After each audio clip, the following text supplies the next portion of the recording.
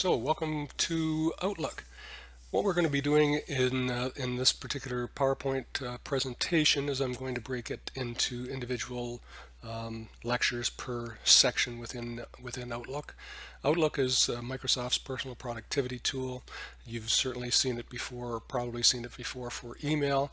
It also has a calendar where you can have meetings and other things that you can do, appointments and so on. You have contacts where you keep track of your the people that you're dealing with. It's called people. And tasks where you can keep track of tasks and things that you have to do in certain times, or project work, or what have you. In this first video, what I'm going to do is just kind of go through the screen itself to give you some basics. Then we will go through each of the different components of Microsoft Outlook one at a time. So in general, the screen is broken out. So if you take a look at your screen here, at the very top, you'll see this little button. That's the quick access toolbar. That allows you to put applications that or put activities that you want to access all the time, so you don't have to go looking for them. So you can put, like as an example, I could put reply up in here. So there's a reply button up here now. It's not active because I don't have an actual email open at this point. And across, you've got the name of of your account. This is to make the ribbon appear and disappear. So this is the ribbon with all your commands on it. So if for some reason it disappears, you can always click this little button here and then click Show Tabs and Commands so that you can see both the tabs and the commands below them. And of course, your minimize, your maximize, and your close buttons. So this is the ribbon. And the ribbon in Excel, in Outlook, but it's the same in Excel and Word and PowerPoint as well. All of the commands, all the most popular commands are grouped within tabs. So these are tabs, and within each tab you have groupings. Sometimes you'll see a little arrow in the bottom right hand corner of a group.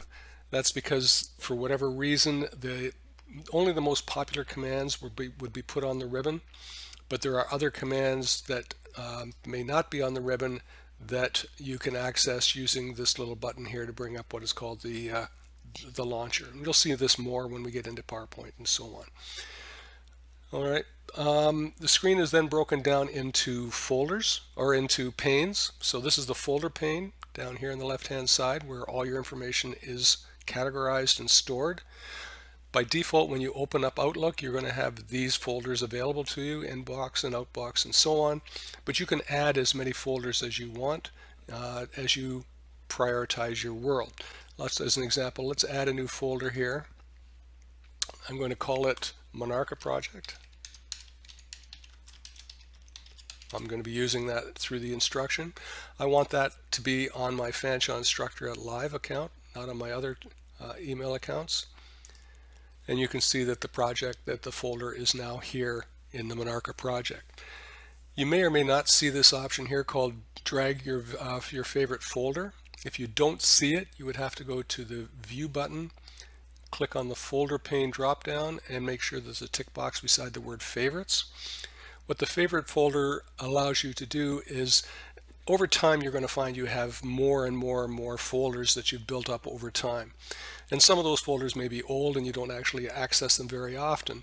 But if you leave it as it is, then sometimes a folder that you would use a lot gets buried in amongst all the rest. You can take a folder and drag it up here to the folders bar, so that this project will always be more visible to you, or this particular folder.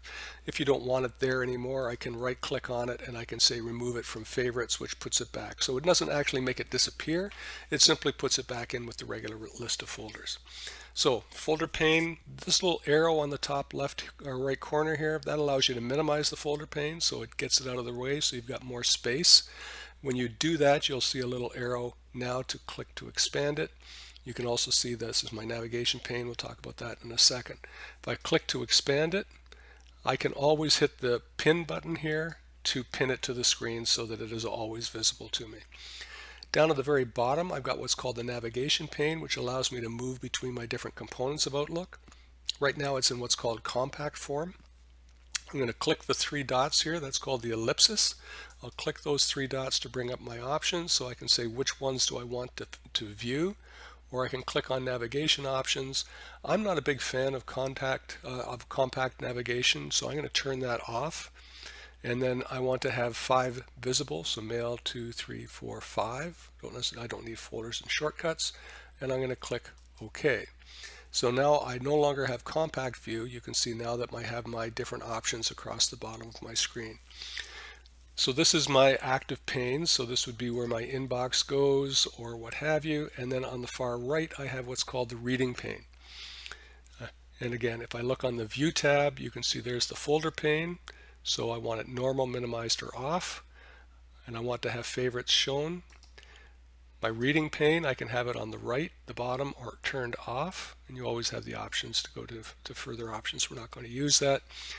And there's also a thing here called the to-do bar, which I can turn on. I can just tick box beside different items.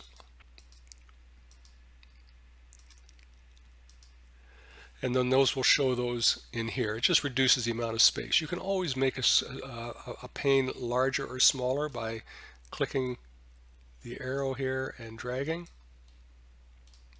I guess maybe that's as small as it's going to get. All right, and you can turn things off as well. So I could turn that back off, make that bigger again. All right, people pane, which would always show, and then other options here. So this is a special folder called, or a special tab called the File tab. It's also called Backstage View.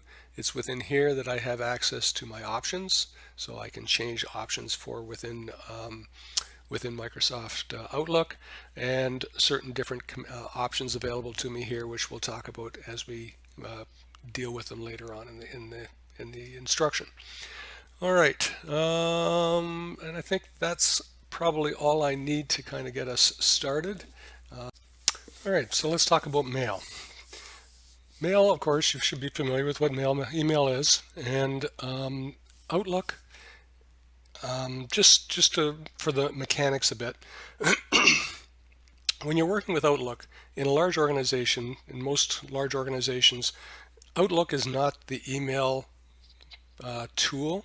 It sits on top of the email. It's the part of email that you touch, but behind the scenes there will be something called the Microsoft Exchange server, and that's what actually sends and receives the email between the different computers and the different companies and what have you. So when you create a mail message on Outlook, what actually happens is Outlook then communicates to the Exchange server, sends it there. The Exchange server looks after following the address and sending the mail message to the place where it has to be. When you receive a mail message, it goes to the Microsoft Exchange server. It stays there, and whenever you sign on to Outlook, at that point in time, Outlook will communicate to the Exchange server to pull the message back to your desktop or back to your computer so you can access it and what have you. Okay, all right, so let's just talk a little bit about mail. So in mail, I'm going to be in my Fanshawe Instructor account here. We've already talked about the different panes that are on the screen, so your folder pane and your reading pane on the right here and what have you. I'm going to click on the new mail message option. In new mail messages, I've got these different options available to me. So the message itself, so to, carbon copy, blind carbon copy, subject, and what have you. Insert, where you would add components to your mail message, so attach a file, a business card, a calendar, signatures, and what have you there. Options that you have available to you, whether you want blind carbon copy turned on or turned off. I'll talk about that in a second. Voting buttons we're not going to deal with. Request a delivery receipt and a read receipt. Delivery receipt simply sends you a mail message back when the Microsoft Exchange server has sent it from your server to the other server. A read request, not as valuable as it used to be. It used to be that when you sent a read request, the person who read the message, when they read it, you would get a mail message back saying such and such a person read the message at this date and time. But nowadays, when you send a message with a read receipt attached, they get a pop-up that says, a read receipt has been requested, do you want to send it? If they say no, they can still read your message and not communicate back to you. Where you want to save your sent items, delay delivery, so if you want to delay the delivery of the mail message to a certain date and time, and then direct replies to. Format text, how you want it to send. By default, everything is HTML. HTML is a media-rich environment, which allows you to send pictures, hyperlinks, and what have you. Sometimes people will send plain text or rich text, which it limits the amount of information that you can send, but it's, they're a lot smaller and take up less space. Your review options, so there's your spell check, your thesaurus, word count, read aloud, so check accessibility, you can run that against your file and what have you. So let's take a look at the message. So the two group is for all the people who are directly impacted by the mail message that you're sending, and you would probably expect a response from anybody on the to list. The CC list are for people that should be aware of the situation but are not necessarily required or expected to reply to it. The BCC list, the blind carbon copy list, sends a copy of the message to somebody, but it doesn't flag that. So when you send a message, everybody in the to and the CC list will see the list of all of the people who have received the message, either in the to or the CC list. But anybody who receives the message in the blind carbon copy list, nobody else knows that that person has received a message. So we call it the cover your butt message. So you're going to put a copy in there so that some third party might know about the message and know that what's happening and what have you. So those are your three options in here. So let's just send a message. I'm going to send a message to myself. I could carbon copy it and to other people, and as I say, blind carbon copy it and what have you. My subject line, your subject line should be descriptive. You shouldn't be using jargon. You shouldn't be using, LOL or emoticons or anything along that in your subject line.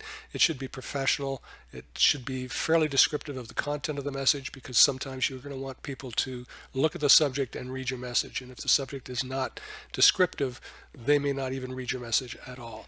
And now in our case, I'm just going to type in here, this is a test message. And of course, in the body of your text, so in the body of your text, I can add hyperlinks. Right, so all I have to do is type a web address. As soon as it sees that, it creates a hyperlink, which would then allow the user to click on it. I can attach things to the message, so I could attach a file.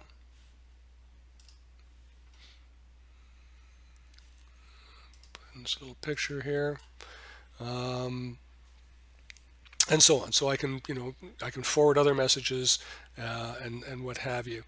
What else have I got in here? So we talked about options before, and so on. So I'm just going to send the message. Watch what happens when I send the message. You can see it goes first to the outbox, and it stays in the outbox until it goes to my sent folder. That's because when I'm in Outlook, when I send a message, it originally goes to the outbox, and the outbox, it stays in the outbox until such time as the mail exchange server behind the scenes has grabbed that message and has sent it along. As soon as that happens, then it moves from my outbox to my my sent items folder. Okay. All right, so there are a couple other things that I have the ability to do. I can categorize messages. So if I go to my inbox, I can see that I've got a thing here called categories.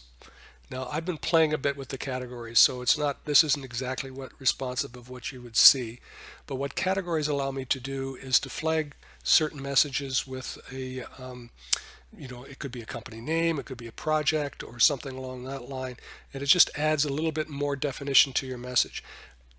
We're going to use categories in more detail in the contacts, so we'll spend more time talking about it there.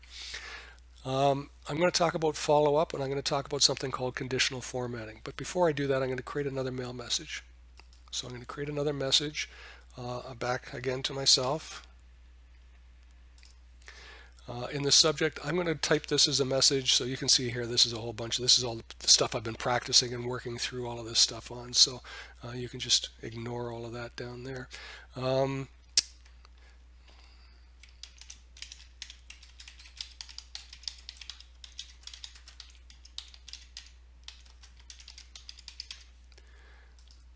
And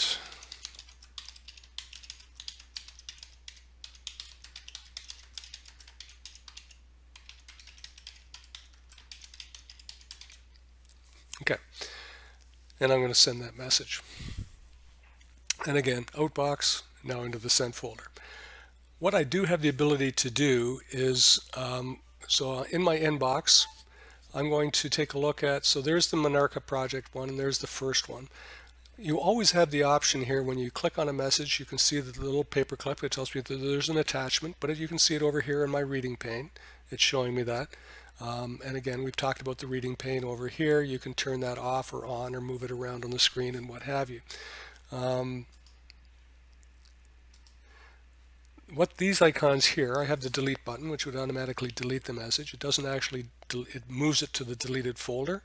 You can then take it back from the deleted folder if you want to at a later time. And then I have this option called a flag.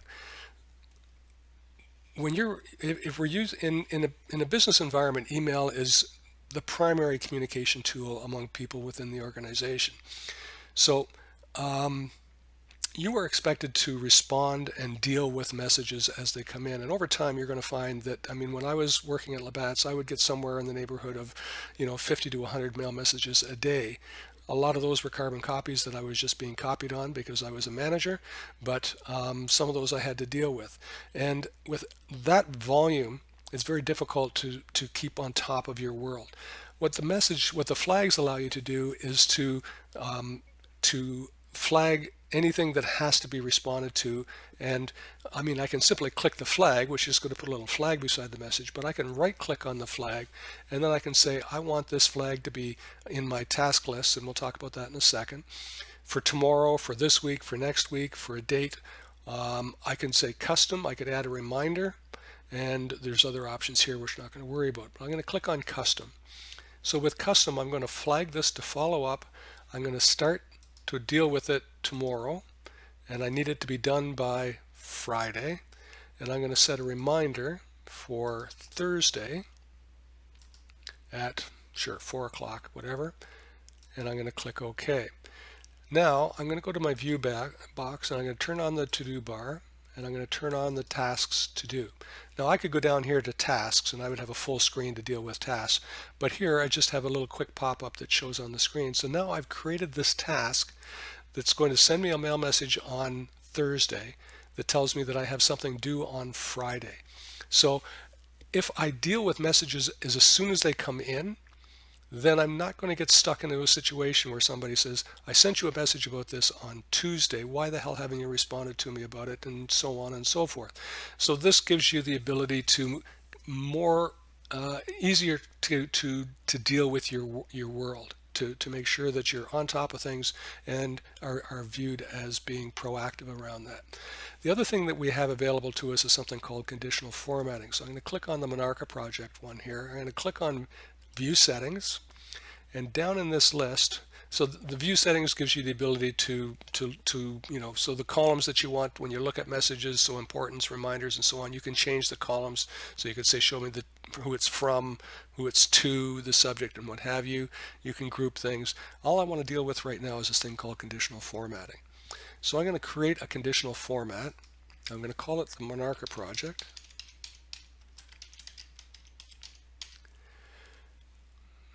And I'm going to click on a font. So what we want to do is, I want anything to do with the Monarca project to be shown up on my screen in maroon. Okay, so I'm going to click OK, and then I'm going to set a condition. And in that condition, I'm going to search for the word or words, Monarca. And I could say in the subject line only, or in the subject and message body. I could say only messages from a certain individual or sent to a certain individual. So if you've got, a senior boss and you want to have anything that comes from that individual to be flagged in a different color so that it stands out, this is where you can do that. Times none. I'm going to click OK, and then I'm going to click OK, and then click OK. Now, because I didn't receive this, I've already received this message, I'm going to create a new message to myself. And subject, I'm just going to, but I'm going to put the word Monarcha project here.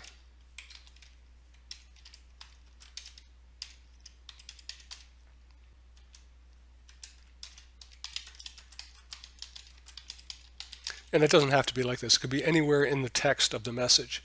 I'm going to send that message. And I'm going to wait a minute. And now you can see that that message now comes in flagged with the in the maroon color. So conditional formatting is a great way to deal with, to be able to again, to compartmentalize your world, to make things more relevant, more visible as you work through things. Okay, is there anything else I need in here? Printing a message is straightforward. You just click on the file button and click on print. All right, you have your options on how you want to print them, where you're going to print them to, and so on. So I'm not going to worry too much about that. Okay, I think that's pretty much what I wanted to cover in Mail. Oh yeah, let me talk about the file options here. So I click on the file box here. And again, remember, this is Backstage View. So here you have your options for account settings. So I have the ability to delegate, so I could set up specific individuals to receive. So you can see here, delegate access. So this would allow somebody else to have access to read my mail, to create mail in my name, and so on and so forth. I also have the option here to do automatic replies. So if you're going to be away from the office, the thing with email is you have to, if somebody is sending you mail, they expect that you're in the office and available to deal with it. If you're going to be away from the office for a period of time, that's what automatic replies do, is saying, you know, I'm not going to be in the office, so in my absence, please send your messages to, if it's important, send it to somebody else to deal with it, and so on and so forth. Okay, so, and then rules and alerts, you've got options here. You can do the same sort of thing as we just did with the conditional formatting. So I can create a new rule and apply, so you can see things here. Move messages from someone to a particular folder, stay up to date, display messages in a new folder, play a sound, and so you can create all these different rules in through here as well. All right, okay, so that's going to be it for this part. Okay, so we're going to move on to the next component of the Outlook toolset called People, which is where you manage your contacts. So it's where you store information about your contacts, much more than just keeping track of email addresses. You can also store names, various phone numbers, personal information, birthdays, departments, managers' names, etc. In actual fact, it's really a fairly comprehensive customer relationship management solution. You can use your contact list for group emails, merge print mass mailings, to remind you about important dates, and much more. Now, there are a couple of wizards that you have to be aware of when you're working with entering your data. When entering phone numbers, Outlook may ask you what area code you are in. That's because when sometimes companies will join the Outlook application in with their telephone systems, so that you can actually make a call directly from your Outlook without having to bring in the phone. Yep, and when entering addresses, you're also going to have a pop-up wizard that confirms how you're entering information. You do have the ability to enter the information in just freestyle, but if you use the wizard, then it ensures that the data is stored in the proper locations. If you were going to use your Outlook contact list for mail merge, for any sort of automated information decimation, then you need to be, then that application has to know exactly where the information is that you're storing. Okay, so let's get started. So I'm going to click on People, and you can see that I have my contacts for my Fanshawe account. So let's go through the menus themselves. So you've got the home menu, so you can create a new contact or a new contact group. You've got the ability to change the display. So we've got currently in list view. We'll show you later on how to change that. You can share your contacts with other individuals. So send your contact list around. Send receive is no different than we've seen before. Folder is the same as we've seen before. View, again, this looks exactly the same as we've seen as we go along. So let's go back to the Home tab. So let's create a brand new contact. So when you create a new contact, you're going to end up with a new contact. Well, and again, it's too big for the screen here, so let me shrink it down. So you end up with a new entry form. So as we work our way through that, you can see you've got contact information. So once you've entered it, you can save it, you can delete it, save and create new. That allows you, if you're going to be entering 3 or 4 different contacts at the same time, you can forward your contact off to others. We're going to talk about details later. Certificates and all fields we'll talk about as well. You can communicate, so you can send a mail message from your contact list or send a meeting request. This is your address book. Business card, so this is the business card, you can see it here. You can add a picture for your contact, and we're going to talk later about categorize. We already talked about flagging. That was similar to what we saw before. So let's start.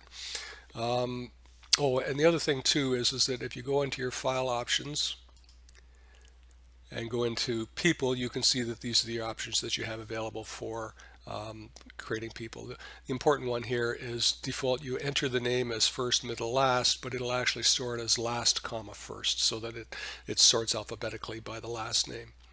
Okay. All right, so let's create so we're going to create a file, a contact here called Mary Taylor. The company that she's with is ABC Consulting, Inc. Her job title is Project Manager.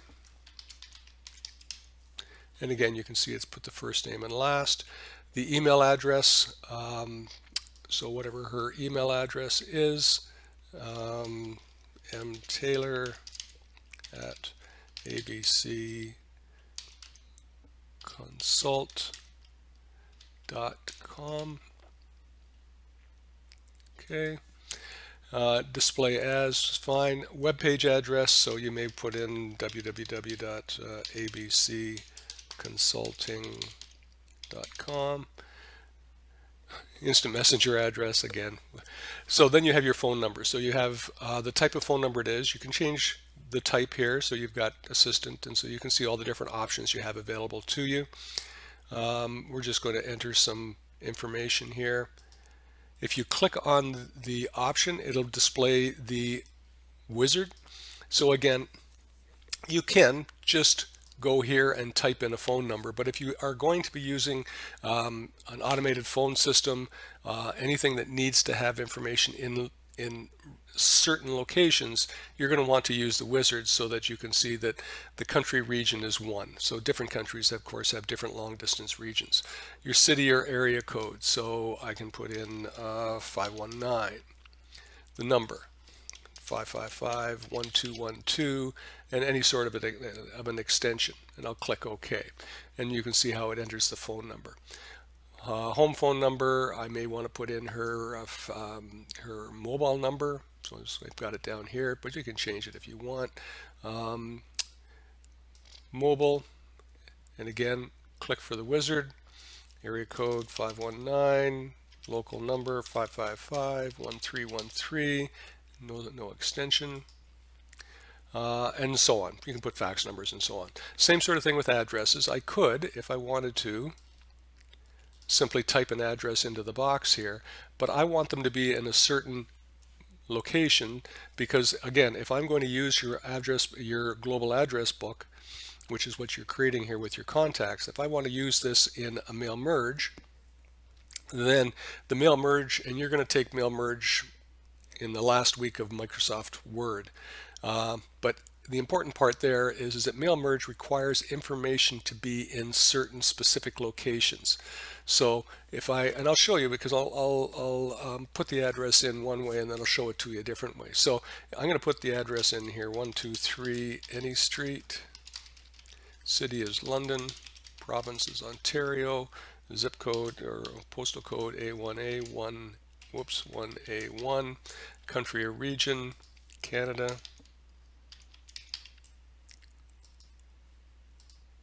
And click OK. so you can see how it's put in. You can map it and what have you. You also have the ability to enter notes, so you could put in lead project manager on Monarca project.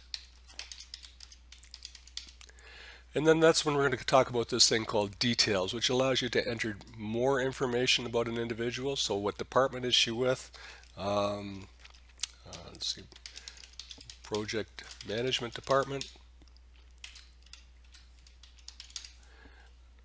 Her office, her profession, put it over there. Nickname, her title. So Ms. A suffix, so Dr. J, what have you. Her manager's name, her assistant's name, her spouse or her partner, birthday information, so I could put in a birthday. Be aware, as soon as I enter the birthday, it's going to ask me to save the information. So, and that's fine. We'll do that anyway. So I'm going to put in a birth date of, let me just type it in, August 31st, 1989. Okay, and an anniversary. What these allow you to do is if you enter a birth date, then you can actually put that into your calendar so that you'll get a prompt when her birthday comes up if you wanted to send something. So if you're working with employees, you could put their information in here. It just allows you to do to have more valid information. And then I'm going to click on save. And then I have an option here called Internet Free Busy. What that means is that if for whatever reason they've provided you access to their calendar, if you have an address in here that they've provided to you, then what that would mean is that when you go to book a meeting, it would be able to take a look into their calendar to see what dates and times and that they are free. You'll see more about that when we get into working with the calendar.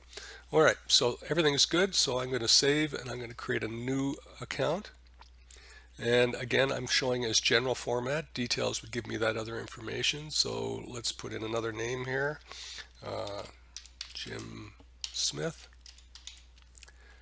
Company, XYZ Corp. Job title, logistics manager.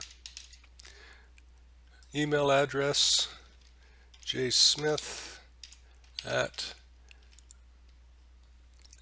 XYD, sure. Display as, web address, same sort of thing for business and phone numbers. I'm just going to type in a phone number to show you how it changes here. So if I put in 519-555-2222, now if I click on business, you can see what it's done is it's automatically broken it down as necessary. But if I put in an address, so I'm going to put 234 Main Street, London, Ontario, A1A,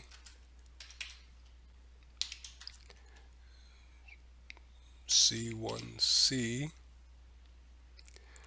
But now if I map it, you can see that it's all messed up, right? So I've got the addresses, the street and the city are all lumped together. The city is broken down into the first half of the postal code and so on, automatically defaults to the United States of America. So by not using if you're not going to be using your Outlook category list for or your Outlook list for merge mail or anything, you're fine. You can leave it as it is because it's going to show okay. But if you are ever going to use it for something else, then you need to make sure that you've put it in properly. So let me just fix this here.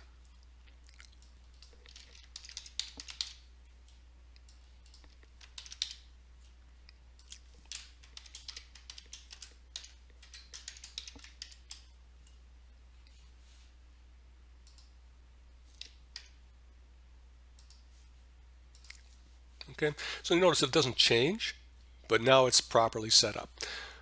Details, I could do the same sort of thing if I wanted to. I could put department and so on. We're not going to worry about that. We're just going to save and we're going to create one more. Um,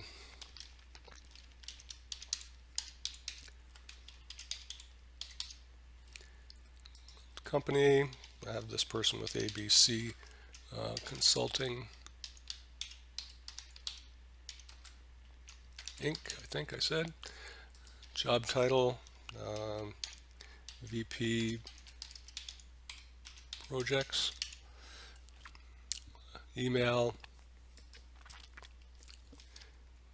pwhite@abcconsult.com. And web address, phone number 519-555-3434. Business 123 Any Street, London, Ontario, A1A, 1A1, Canada. Okay, so that gives me three contacts to work with, and I'll save and close. So there are my three different contacts. So Mary Taylor, Philip White, and you notice that it's automatically broken them down by company. So there's ABC Consulting, so there's the two people there, and XYZ. All right, so let's add, I'm going to add something now called categories. So I'm going to pick a particular individual, and it opens up this option here called categorize. I'm going to click on that, and you can see there's Monarca. So this individual, Mary Taylor, is a member of the Monarca project, so I'm going to add that. And I'm also going to add another one. Let's see here. We'll just change green.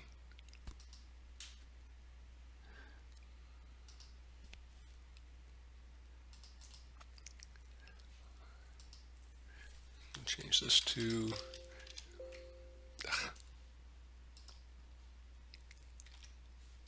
ABC Consulting Corp.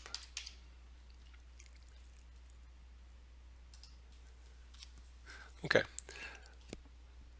And we'll show you how this changes in a bit. So Philip White is with ABC, but he's not with the consulting, so I'm just going to put him into the ABC Corp, and I'll create one more. Let's make the green one.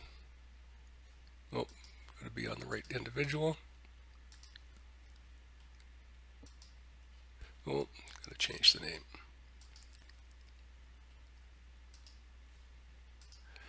And this one is XYZ Corp.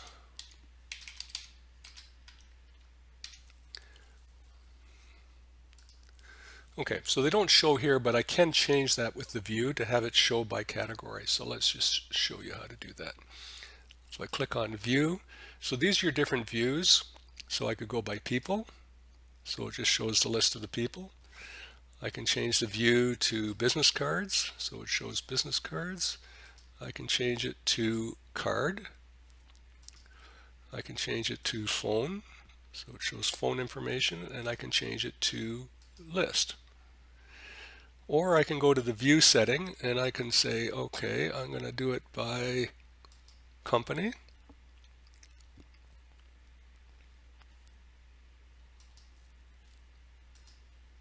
Which is what it was anyway. Group by company. These are the different columns that show, so you can see the columns across the top, full name, job title. So this is there any attachments? The sort by icon, company name, file as, and so on. So if I wanted to change those, I could go in to columns. You can see there's icon and so on. I could change the order here by adding and moving things back and forth and so on. Okay. I can show by categories. So now there's the Monarca project. So there's Mary Taylor. There's ABC Consulting. There's Mary Taylor and Philip White. There's XYZ Consulting. There's Jim Smith.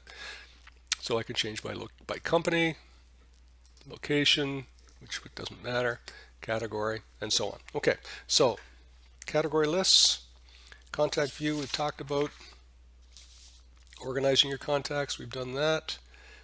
Create a contact group.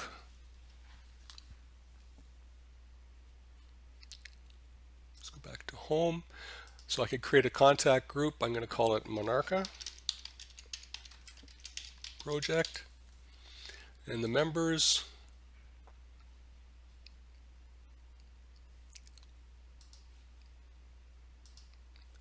let's see here.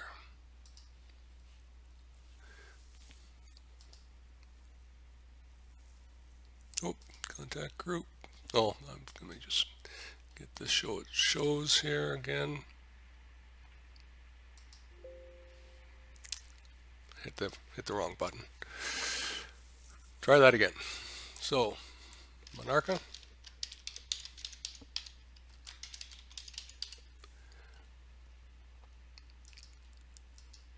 And here, add members.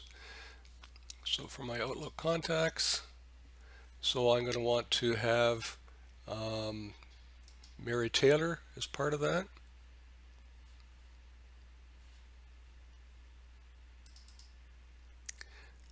And let's click OK and add members from my address book.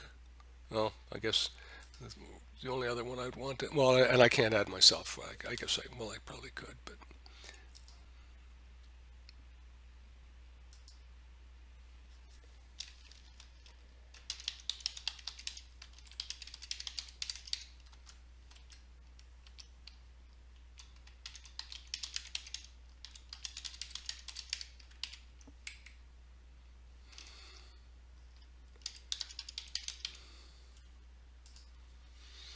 okay. So now I've got, so, and then with this you can categorize the group as well. So I could categorize this to Monarca, and I can send emails to the contact group and so on. Okay, so there's the, and right. So I could go here, I could send an email to Monarca Project. Oh, it looks like I spelled it wrong. Okay, and so on. Okay, so good, we're done.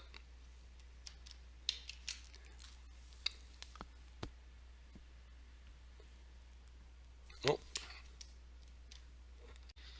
Okay, so now we're going to move on to the calendar. So I'm going to go to the navigation bar here. I'm going to click on calendar. Now, just as a point so that you're aware, there's a number of calendars showing here. That's because I have a number of different accounts set up here. I've got a personal account, I've got my Fanshawe email, and I've got this account that we're working on right now, which is right here, fanshaweinstructor@live.com. Okay, so the calendar is used to keep track of your day. You can set up appointments, create meetings, invite attendees to your meetings through email, categorize your appointments so that different colors show up based on rules you set. Multiple calendars on the screen. You can look at company calendar. We're going to look at the birthday calendar here in a little bit. You can set up Canada holidays, which is a kind of a global shared calendar. And you can provide your calendar to other people so they can see it, and you can provide you can set permissions as to what people can do in your calendar, whether they can just simply see time blocked off, or they can actually see the appointment or the meeting, or you could even give somebody the ability to add appointments into your calendar. All right, so first thing first, we'll make sure that we're on the right calendar. So you can see here we're on the one for Fanshawe Fanshawe Instructor. There's some shared calendars, so I could turn on Canada's holidays. So there they are here. So this is just a standard calendar provided by Microsoft. Shows all the holidays across Canada. And you know, I could bring in my Fanshawe calendar. So now I've got, there's Canada holidays, there's my Fanshawe Instructor, there's my Fanshawe calendar, right? And you can always see the arrows at the top here. You can always click on an arrow, which is going to combine two calendars into one. So I've got the Fanshawe my Fanshawe calendar, and the Fanshawe instructor calendar, both showing in the same one. Let me go into January. So you can see these ones here belong to the my Fanshawe email. So you can see the turquoise color. And these are my Fanshawe Online. I could bring the holidays in here as well, so that holidays are showing here in kind of this peachy color. There's the Fanshawe, and there's my Fanshawe. So this is the instructor account that we're using, and this is my Fanshawe mail. Okay, so, and you can break them back out again, or you can close calendars that you don't want to look at, and so on. Okay, so let's run across the taskbar at the top. So you've got new appointments. We're going to come back to that in a minute. New meeting, we're going to show you that as well. New items, you can see here you can add a contact or whatever from here. We're not dealing with Skype. This is just to directly take you back. So if you're going through your calendar, you want to go back to today, you can just click on Today button, the next 7 days. This is just your views. So there's the daily view, the work week, so Monday to Friday, the full week, including Saturday and Sunday, the month view, and something called the schedule view, which is going to show you your schedule over by day and so on. I prefer month view, but it's completely up to you. Here's how you can open other calendars. So add shared calendars from other people, departments or rooms, etc. to create a new calendar. Use your calendar grouping so you can group calendars together. You can email your calendar to somebody else. You can share your calendar on the internet. And then you've got calendar permissions. So what are you going to allow people to do? So by default, it's going to show you as free busy time. So it simply puts a block in your screen that says this is free and this is not available. Or you can give full details. You can allow them to delete items. You can allow people to create folders, make your folders visible, and so on. So you can read through all of that yourself. Okay. So let's just create a quick appointment. So I'm going to go to new appointment. Well, all right, let's talk about the difference first. An appointment is just something for your own benefit. So you can put an appointment into your calendar so you can remember that you have a meeting at such and such a date and such a time and a location and what have you. Meeting means that you're setting up a meeting and you're going to invite people to that meeting. And so let's start with a quick appointment. Oops, it's on the other screen here. So let me bring this over here.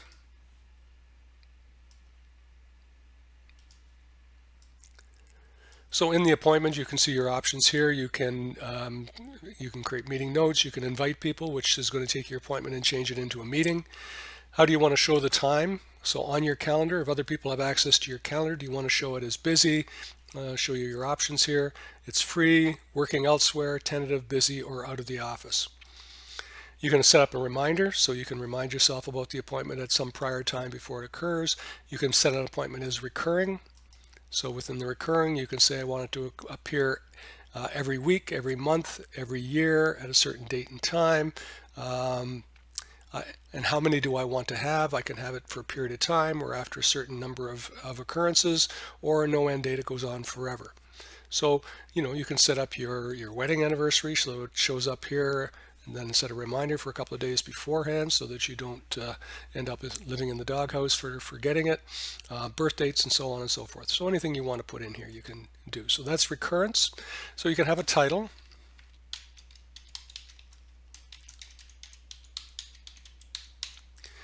Okay, when do you want to have it? So by default it's going to come on today's date, but I could pick any date that I wanted. The time, 10 a.m. You can have an all-day occurrence. You can account for time zones. I'm not a big fan of time zones. It becomes confusing. I just as soon know what my current time zone is and then make allowances in my head for differences in time. So Vancouver is 3 hours behind. Atlantic Canada is 2 hours ahead, and so on and so forth. If you put time zones in, I just find it gets weird. And then you've got make occurrence. We've got an option here called location. So in a lot of businesses, what they will do is they will put rooms and other items. So projectors and screens and microphones and what have you. They can make all of those available on their own calendars.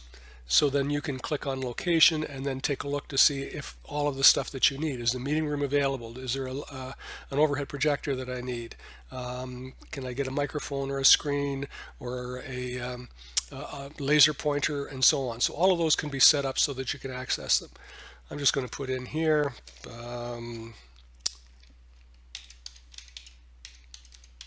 boardroom, and then I can make any notes that I want. So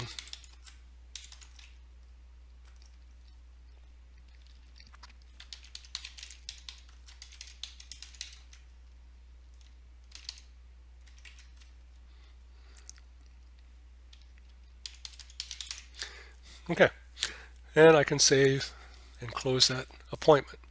So now if I go to my January thing, there's the appointment here. I can right click on it. You can see the options here. I can change the show as. So right now it's showing as busy, but I could change it to something else. I could categorize it. So I'm going to categorize that to be part of the Monarca project. We've talked about categories before. I can create notes using OneNote. We're not going to use OneNote in here, but I highly recommend if you get a chance, you should take a look at it. It's a really powerful product. And then, as I say, I can invite people to the meeting. So let's go back, and let's create a meeting now. Okay, and so this is going to be Monarca project status meeting. Who is required to be there? I'll just put my Fanshawe email account in there. Who is optional for the meeting? So I could pick somebody else. I'm not going to, well, I'll just go to the Fanshawe instructor account. I can't use any of the people that I set up in the contacts, because those are all fictitious email addresses, and if I invite them, it's going to try to send them emails, so we don't want to have that happening. And then I can set up a date and a time. So we'll do it for Friday the 8th at 10 a.m. It's going to run for half an hour. It's not going to be recurring. So here's Room Finder. So if you had people set up, they could look into, if the rooms were set up on their own calendars, you could hook it up to here so that you would be able to take a look and see what rooms are available for your meeting. In our case, and same thing with location. In our case here, we'll just say, okay, and then you could put any notes that you wanted to have about the meeting in here. You'll also see who's accepted the meeting, tentative to decline. So when they get the email message that says that there's a meeting, then they have the ability to accept that meeting, to decline the meeting, to be a tentative attendee, or they just haven't responded, so that you can see right now 3 people haven't responded because it hasn't gone through. So let's send the message, or the meeting request. So there's the meeting request. I'm going to right click on it. I'm going to categorize that as Monarca. And by the way, I could have done that as well by doing a conditional formatting. And I could create a new rule here called Monarca.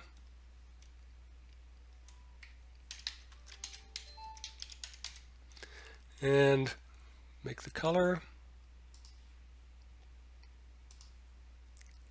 I'll pick it a different color so you can see here. Make it green. And the condition,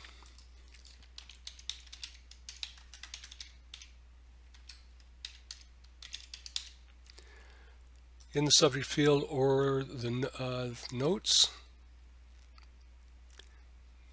and click OK, click OK, click OK. So now if I create a new one,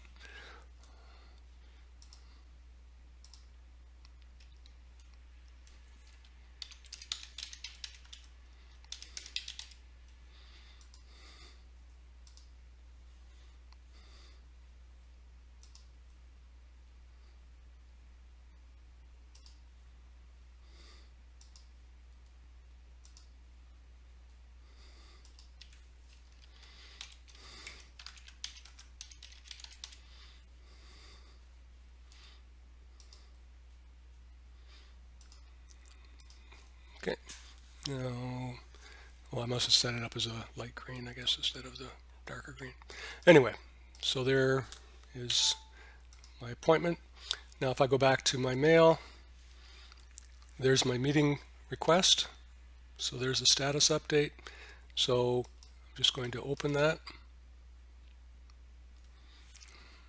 which again is over here.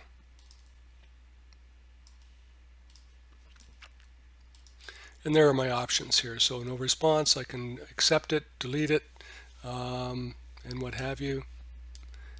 So change response. So no response required in this particular one. So because the reason this showing is no response required is because I put it as optional on the meeting request. If I go to my other mail,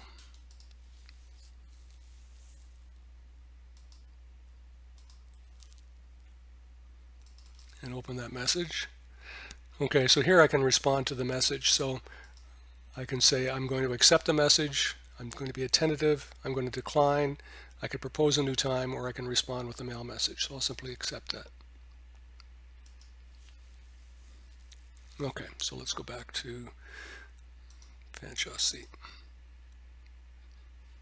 Go back to my calendar,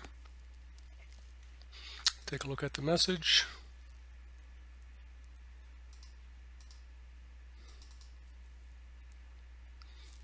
Okay, and so you can see that one person is accepted, so that was the one that I accepted. Nobody tentative, nobody declined, and 3 that have not responded. Okay. What else? Oh, remember in the when we set up the people, we set up the birth date for the Mary Taylor. I want to take a look at that because when we set that up in people with a birth date, if I click here on birthdays for Fanshawe Instructor Live, okay, so there's the birthday calendar. I'm going to go to, I think it was set it for August the 31st. And there's the birth date there. Okay, so now that birth date, if I brought this across, you would see there's the birthday there on my birthdays calendar. All right, what else do I need? Printing is pretty straightforward. You're just going to go File, Print. You have a lot of different options here. You can have daily style, so it'll look like this. Weekly agenda, weekly calendar, monthly, trifold, and calendar detail style. And then you just go ahead and print it, which that's not much good. Okay. All right, so that's pretty much it for calendar. Oh, did I? Yeah, I went through pretty much everything here. Okay, so that's good. Okay, so the fourth thing we're going to talk about is tasks. First thing, before we get into it in detail, let me explain the difference between a task and a to-do. So to-dos are, if you've got a mail message here, so let's take this one here, I can flag it, right? So there's the flag here. I can right-click on the flag. I can give it a date, say that I want to respond or deal with this item at a certain point in time. So I can say I'm going to deal with it Monday. I can't put a reminder on it, but I will click that there. When I do that, it's going to show up in the to-do list. Okay, so there's my to-do list here. But that is not a task. It's just a follow-up. I want to deal with this at a certain point in time, and I can prioritize those tasks or those to-do items by date and time, and I can right-click on the arrow and I can say it's complete. I can clear it, and so on and so forth. So a to-do list is to make sure that you're dealing with your email properly, that you're not letting things fall through the cracks, and so on. Now let me go to tasks. So I go into tasks and you'll see that that flag that I created isn't here. It is on my to-do list, there it is there, but it's not a task. Tasks have a lot more capability to them. They're similar to the to-do list, but the to-do is just to remind you to do a certain thing at a certain point in time. A task allows you to track the progress on that task, to assign resources to the task, to assign the task to another individual, and so on. So let's get started here. So let's create a task here. So I'm going to create the task. Now I can do it from here. I can just type in here, but I'm going to go to the new task dialog box because it gives me all of the features that are available to me in that task. Okay, so the task is set up Monarca project status update. Okay, and I'm going to start that today. It has to be ready by Monday, the 11th. So the status meeting is on Monday the 11th, so I'm going to have this done by Sunday the 10th. So I can prioritize it, low, medium, or high. Once I've started the task, I can say whether it's 10% complete, 20%, 30%, 40%, and so on. I can apply reminders to it, so I can remind myself on Friday the 8th at 8 o'clock. The owner is here. And then other alternatives, so I can forward that on to another individual. I can provide detailed information. So this is for tracking. You can see the total amount of work, the actual work, the company that's doing it, billing information, mileage, and list information. So at this point, then the tasks become kind of a poor man's Microsoft project. So you can see here, I can assign the task to another individual. I can send or receive status reports on that task. I can make it recurring. So if you're in accounting and at the end of, even in human resources, if you have to put an announcement out once a month on the 15th of the month, then you can make a recurring thing to do things at a certain point. I can provide follow-ups. I can make it private so other people can't see it. I can apply a high priority or a low priority to it. Okay, so let's go back. So let's save it. So there's my task. If I go to my to-do list, you'll see that they're both in there. Here I've got my so this was my, I think that's the category. Yeah. And again, I can apply categories to these as well. So categorize all categories. All right, so these are separate from the other categories we've dealt with here, but let's find that maroon color. There it is there. I'm going to apply that to the Monarca project. Whoops.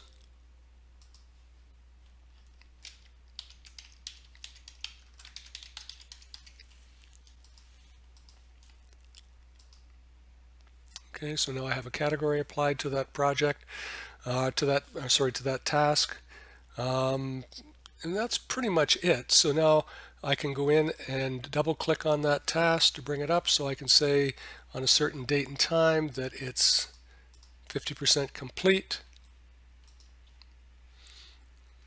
All right, so you can see here the details, so it's 50% complete. This one was just the to-do, so there's the to-do, so follow up on a certain date and time. There's the email message that it was applied to, and so on. So in effect, there's your categories. Again, we've talked about categories before. And I think that's pretty much all we really need to worry about for tasks. We're going to keep it fairly short because we're going to move on, and then we're going to finish up the lecture when we talk about notes in our next group. Okay. Last, and probably least actually in this case, let's just create a note. Notes are pretty straightforward. I'm going to click here on Notes. I'm going to create a new note.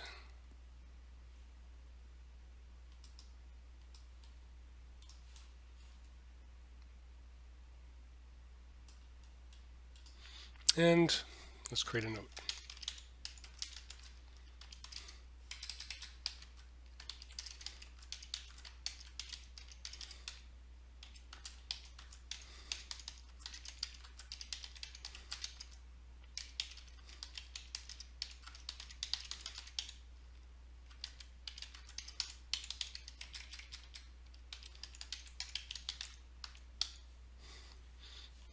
Okay.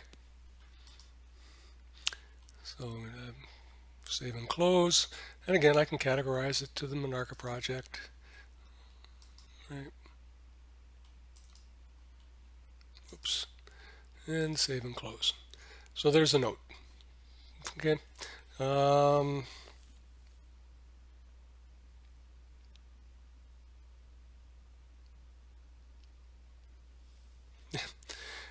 On the folder, you can share your notes with others. So if I go to folder here, a new folder, open shared notes, open another person's shared notes so you can actually share things back and forth, portal properties. Yeah, we're not going to worry about it. So again, pretty quick. That's all we really need to worry about with notes. It's just a place to dump your thoughts. Okay.